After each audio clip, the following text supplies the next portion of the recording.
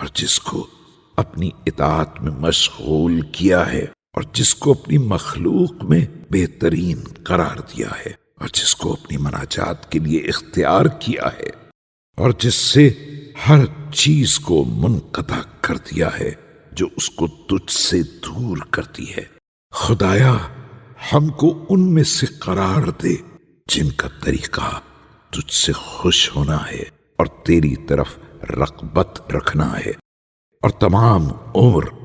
آہ و نالے میں گرفتار ہیں جن کی پیشانیاں تیری عظمت کے سامنے سجدہ ریز ہیں، اور جن کی آنکھیں تیری خدمت میں بیدار ہیں، جن کے آنسو تیرے خوف سے رواں ہیں، جن کے دل تیری محبت سے وابستہ ہیں، اور جن کے قلوب تیری ہیبت سے عالم سے جدا ہیں۔ اے وہ خدا جس کے پاکیزہ انوار دوستوں کی نگاہ کے لیے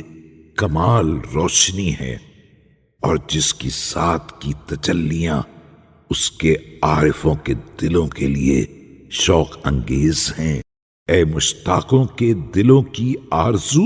اے محبت کرنے والوں کی امید کی انتہا، میں تجھ سے تیری محبت